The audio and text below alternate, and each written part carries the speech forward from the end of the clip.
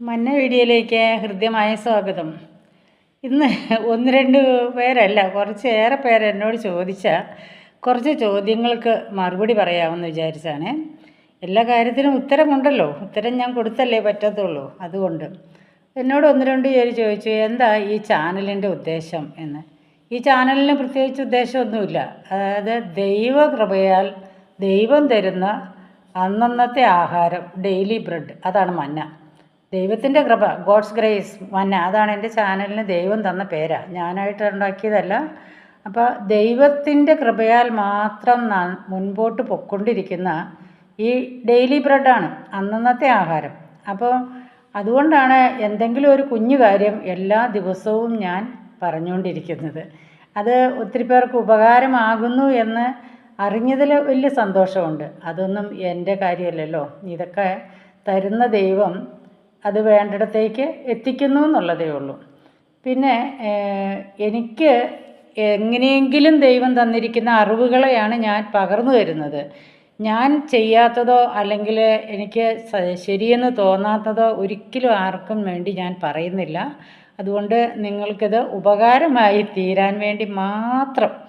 ഇപ്പം ഇന്ന് എൻ്റെ പുല്ലോളജിയെ തന്നെ അങ്ങ് പറഞ്ഞേക്കാം. ഇന്നലെ വചനമല്ലായിരുന്നോ? അപ്പോൾ നമുക്ക് ആത്മീയമായും ശാരീരികമായും അങ്ങനെ എല്ലാ കാര്യങ്ങൾക്കും പല വിധത്തിലുള്ള ജ്ഞാനം വേണമല്ലോ. അപ്പോൾ ഇന്നലത്തെ ജ്ഞാനം നിങ്ങൾക്ക് ഉപകാരപ്പെട്ടു എന്ന് ഞാൻ ഏറെ ദൈവത്തിൽ പ്രത്യാശിക്കുന്നു. ഇന്ന് പറയുന്നത് ഒരുപാട് തരം ചീരയുണ്ട്. അമരാന്തസ് ചീര ഒരുപാട് തരമുണ്ടെന്ന് വെച്ചാൽ ഒരുപാട് തരമുണ്ട്. എനിക്ക് തന്നെയുണ്ട് 5-6 തരം. അപ്പോൾ പിന്നെ എനിക്കില്ലാത്തത് എത്രയോ തരമുണ്ട്. വള്ളിച്ചീരയായിട്ടുണ്ട്, കുറ്റിച്ചീരയായിട്ടുണ്ട്, പിന്നെ പല നിറത്തിലുണ്ട്, പച്ചയുണ്ട്, ചുമപ്പുണ്ട്, പിന്നെ പ്രത്യേക പേരുകളോട് കൂടിയതുണ്ട്. അമരാന്തസ് തന്നെ പ്രത്യേക പേരുകളോട് കൂടിയുണ്ട്. അത് പൊന്നാങ്കണ്ണിച്ചീര, അകത്തിച്ചീര, അങ്ങനെ കുറേ ചീര. അപ്പോൾ ഓരോരോ ചീരകളെക്കുറിച്ചും ഞാൻ നിങ്ങൾക്ക് അതിൻ്റെ പ്രത്യേകതകൾ പറഞ്ഞു തരാം. പൊന്നാങ്കണ്ണി ചീര എന്ന് പറയുമ്പോൾ ആ പേരുണ്ടല്ലോ, ബൊട്ടാണിസ്റ്റ് പേരിട്ടിരിക്കുന്ന വെറുതെയല്ല, അതിനെന്തെങ്കിലും ഉള്ള ഗുണത്തോട് ചേർന്നൊരു പേരാണ് അവരിടുന്നത്, പൊന്നാങ്കണ്ണി. അപ്പം കണ്ണില്ലേ, നമ്മുടെ കണ്ണിൻ്റെ സൈറ്റിനെ പൊന്നാക്കുന്നതാണ്. അത്ര നല്ലൊരു സിദ്ധ ഔഷധമാണ് ഈ പൊന്നാങ്കണ്ണി ചീര കണ്ണുകൾക്ക്.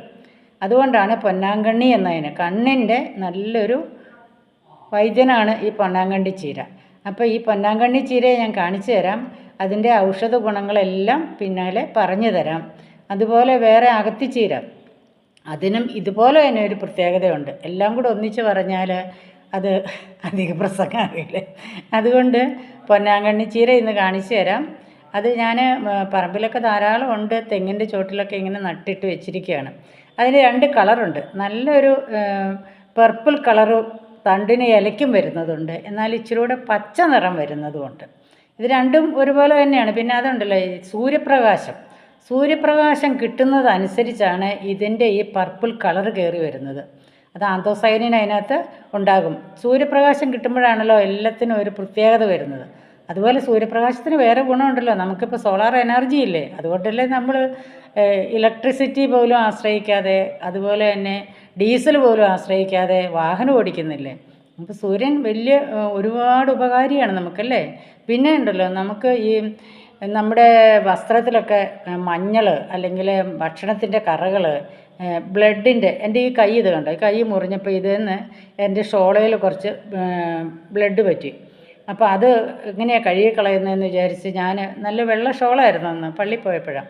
അന്നേരം അത് ഞാൻ ചെറുതായിട്ട് ഇച്ചിരി പേസ്റ്റ് ഇട്ടൊന്ന് കഴുകിയിട്ട് വെയിലത്ത് കൊണ്ടിട്ടു. സൂര്യൻ അതിൻ്റെ ആ കളർ മുഴുവൻ മാറ്റി. അപ്പം മഞ്ഞൾ, അതുപോലെ തന്നെ മീൻകറിയുടെ ചാറ്, ഇതുപോലെ ബ്ലഡ് സ്റ്റെയിനൊക്കെ വന്നു കഴിഞ്ഞാൽ സൂര്യൻ അതെടുത്ത് മാറ്റിക്കളയും. അപ്പോൾ നല്ല വെയിലുള്ള സ്ഥലത്ത് അലക്കിയിട്ടാൽ മതി. അപ്പോൾ ഇനി ഞാൻ നിങ്ങളെ പൊന്നാങ്കണ്ണി ചീര കാണിച്ചു തരാം.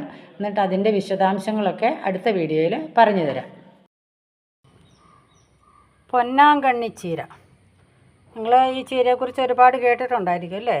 ഇത് ഒരുപാട് ഉപകാരമുള്ള ചീരയാണെന്ന് ഞാൻ പറഞ്ഞല്ലോ. അത് കണ്ടിട്ടില്ലാത്തവരെ ഒന്ന് കാണിക്കാമെന്ന് വിചാരിച്ചാണ് ഇപ്പോൾ ഈ പൊന്നാങ്കണ്ണി ചീരയെ നിങ്ങളുടെ മുമ്പിൽ അവതരിപ്പിച്ചിരിക്കുന്നത്. തെങ്ങിൻ്റെ ചുവട്ടിലൊക്കെ നിറച്ച് നട്ടു വെച്ചിരിക്കുന്നതുണ്ടോ പൊന്നാങ്കണ്ണി ചീര.